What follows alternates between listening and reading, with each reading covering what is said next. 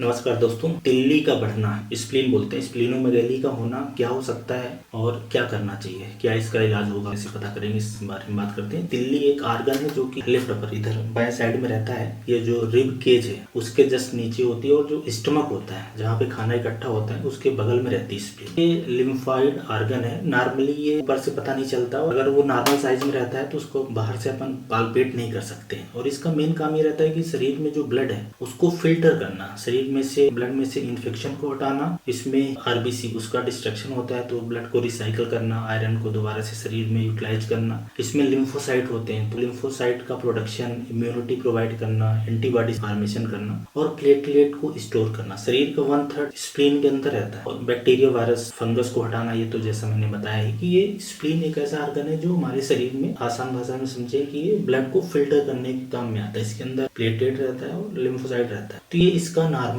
काम होता है। पर होता क्या है कि अगर इसका साइज बढ़ जाए, कई बार क्या होता है कि पेट की सोनोग्राफी कराते हैं तो उसमें स्प्लीन बढ़ा हुआ मिलता है, या अगर ज्यादा साइज में हो जाए तो आप डॉक्टर की क्लिनिक पे जाओगे तो ऊपर से वो पालपेट करके भी बता देंगे कि आपकी तिल्ली बढ़ी हुई है, स्प्लीन बढ़ी हुई है। तो सबसे पहले आप ये समझे कि स्प्लीन का बढ़ना, स्प्लीन को हिंदी में तिल्ली बोलते हैं, तो स्प्लीन का बढ़ना ये कई सारी प्रॉब्लम में से एक उसका साइन हो सकता है। मतलब इसका बढ़ने की सिर्फ एक ही कंडीशन नहीं होती, बहुत सारी कंडीशन हो सकती है। अपने को ये देखना है कि किस कारण से हो गई है स्प्लीन बढ़ गई है, तो किस कारण से हो गई है। कई बार ऐसा हो सकता है कि इन्फेक्शन भी हो सकता है, कई बार लीवर में प्रॉब्लम हो सकती है, कई बार ब्लड के कैंसर भी हो सकते हैं और 2-4 कंडीशन हो सकती है। इंडिया ऐसे देश में, अपने देश में ज्यादातर बार देखा जाता है कि इन्फेक्शन की वजह से होता है। तो कारण को आइडेंटिफाई करना है, सबसे इंपॉर्टेंट है। अलग अलग तरह की जांच करा के और फिर कारण को हटाएंगे तो स्प्लीन अपने ओरिजिनल साइज में आ जाता है। और अगर ओरिजिनल साइज में नहीं आए किसी वजह से तो कुछ ऐसी कंडीशन होती है, फिर स्प्लीन को निकाला भी जा सकता है। जैसे अगर सबसे प्रमुख कारण की बात करें तो इन्फेक्शन होना, शरीर में जो लंबे समय के इन्फेक्शन होते हैं उसमें स्प्लीन बढ़ जाता है, क्योंकि स्प्लीन को ज्यादा काम करना पड़ता है इन्फेक्शन हटाने का, चूंकि ये काम करता है। तो स्पेशली जैसे मलेरिया में बढ़ जाता है, टाइफाइड में बढ़ जाता है, टीबी में बढ़ जाता है और लिस्टमानियासिस जैसे है, एंडोकार्डाइटिस। तो अगर इंडिया में, अपने देश में बात करें तो अगर तिल्ली बढ़ी है तो सबसे पहले अपन मलेरिया, टाइफाइड, टीबी, इन 3 बीमारियों के बारे में देखते हैं, उनकी पूरी जांच कराते हैं, उसका पहले इलाज करते हैं, फिर दूसरी कंडीशन की तरफ जाते हैं। और भी बहुत सारे इन्फेक्शन हो सकते हैं, स्पेशली वायरल इन्फेक्शन में साइटोमेगालो वायरस होता है, एक इन्फेक्शियस मोनोन्यूक्लियोसिस कंडीशन बोलते हैं, पिस्टिन बार वायरस होती है, उसके कारण भी स्प्लीन बढ़ सकता है। और कई बार जो इम्यूनो कम्प्रोमाइज पेशेंट रहते हैं, एचआईवी जैसे किसी को हो, कोई ट्रांसप्लांट वाले पेशेंट है, स्टेरॉइड पे चल रहे हैं, तो उनको हिस्टोप्लाज्मा और कैंडिडा का भी इन्फेक्शन हो सकता है। तो ये इन्फेक्शन के कारण तिल्ली के बढ़ना एक कॉमन है। दूसरा अभी जो कारण, ये भी एक बड़े कारण में से ही आएगा अगर स्प्लीन बढ़ी है, कि लीवर का खराब हो जाना। लीवर का खराब होने से, जैसे सिरोसिस है तो पोर्टल हाइपरटेंशन हो जाता है, हम लोग बोलते हैं। और ये एल्कोहलिक लिवर डिजीज में भी हो सकता है और नॉन एल्कोहलिक में हो सकता है। अगर लीवर खराब हो रहा है तो तिल्ली बढ़ जाती है। तो अगर तिल्ली बढ़ी है तो लीवर के बारे में सारी जांच करनी पड़ती है, सोनोग्राफी कराना है, ब्लड टेस्ट कराना है, फाइब्रोस्कैन कराना है। एक हिपैटिक वेन में थ्रोम्बोसिस हो जाती है, लीवर में जो वेन जाती है उसमें, लीवर की जो वेन रहती है, तो उससे भी स्प्लीन बढ़ सकती है। कई बार ऐसा हो सकता है कि हार्ट फेलियर, दिल अगर अच्छे से काम नहीं कर रहा है, स्पेशली राइट साइडेड बोलते हैं, उससे भी स्प्लीन बढ़ सकती है। और ये बढ़ सकती है कई तरह के ब्लड कैंसर और लिम्फोमा, जैसे हाजकिन लिम्फोमा, नॉन हाजकिन लिम्फोमा। मतलब काफी दिन से स्प्लीन बढ़ी हुई है, साल 2 साल 3 साल हो गए, हल्का हल्का बुखार आ रहा है, तो ये लिम्फोमा हो सकता है। ऐसे ही ब्लड कैंसर कई तरह के, ALL है, CML है, CLL है, पॉलीसाइथीमिया वेरा करके कंडीशन है, माइलोफाइब्रोसिस है, इस तरह की बहुत सारी कंडीशन है। ब्लड से रिलेटेड कंडीशन में होता क्या है कि जैसे ज्यादा सेल ब्लड के बनते हैं तो ये स्प्लीन के अंदर ही नष्ट होते हैं, तो ये स्प्लीन बढ़ जाती है। ऐसे ही हीमोलिटिक एनीमिया करके एक ऐसी एनीमिया जिसमें शरीर के बाहर खून ज्यादा नष्ट हो रहा है। एनीमिया मतलब खून की कमी कई कारण हो सकती है, तो एक हीमोलिटिक कंडीशन बोलते हैं जिसमें बाहर खून नष्ट होता है। जैसे थैलेसीमिया है, सिकल सेल एनीमिया हो गया, हेरिडिटरी स्फेरोसाइटोसिस है। थैलेसीमिया और सिकल सेल एनीमिया के पेशेंट के देखेंगे, जो बच्चे रहते हैं, स्पेशली बच्चों में डायग्नोज रहती है, तो उसमें ये तिल्ली बढ़ी हुई रहती है। और सिकल सेल एनीमिया काफी दिन की हो जाती है तो फिर स्प्लीन का साइज छोटा भी हो जाता है। तो एक ये भी कंडीशन हो सकती है। और कुछ रेयर कंडीशन में गाउचर डिजीज और नीमन-पिक डिजीज करके स्टोरेज डिसऑर्डर है, ये मेटाबॉलिक डिसऑर्डर है। कुछ ऑटो इम्यून बीमारियों में SLE है, रूमेटॉइड आर्थराइटिस है। तो ऐसे करके बहुत सारे रेयर कारण भी हो सकते हैं। पर ज्यादातर बार जैसे मैंने बोला कि कोई या तो इन्फेक्शन होगा या तो लीवर खराब होगा, काफी दिन चल रहा है तो ब्लड कैंसर या हीमोलिटिक एनीमिया जैसा भी हो सकता है। कई बार ऐसा हो सकता है कि कारण भी ना मिले, ऐसा कुछ केसेस में हो सकता है। तो आइडेंटिफाई करना है कारण को, सोनोग्राफी की जांच करानी है, स्प्लीन MRI की जांच भी कुछ केसेस में कराई जा सकती है, लीवर के सारे टेस्ट करवाने हैं। इसके अलावा ऑटो इम्यून हीमोलिटिक एनीमिया, उसके लिए टेस्ट कराने हैं, कैंसर के टेस्ट कराने हैं। ऐसे मल्टीपल टेस्ट से हमें एग्जैक्ट कारण देखना है, जैसे मलेरिया की जांच करना है, टाइफाइड की जांच करनी है, टीबी की जांच करनी है, तो ऐसे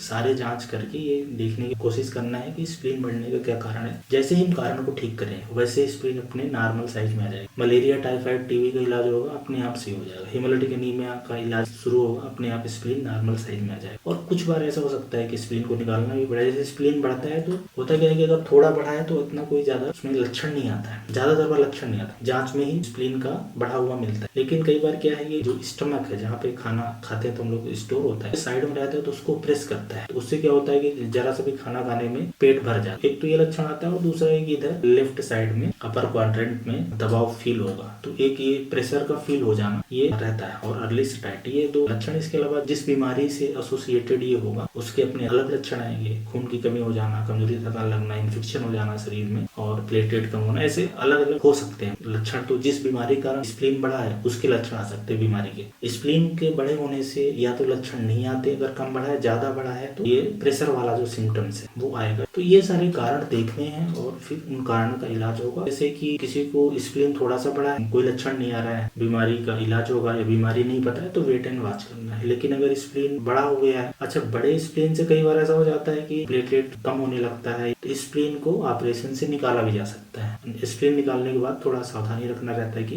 इन्फेक्शन होने का खतरा फ्यूचर में बढ़ता है, कुछ तरह के इन्फेक्शन, तो उसके लिए वैक्सीन वगैरह भी आती है और एंटीबायोटिक भी ले सकते हैं। सतर्क रहना जरूरी रहता है। तो ये स्प्लीन के बढ़ने की जो कॉमन कंडीशन है और क्या करना चाहिए, क्या अप्रोच होना चाहिए, उसको मैंने समझाने की कोशिश करी। उम्मीद है इस वीडियो से तिल्ली अगर किसी की बड़ी होगी तो क्या हो सकता है, क्या करना चाहिए, सबके बारे में गाइडेंस मिल जाएगा, इसे उम्मीद है।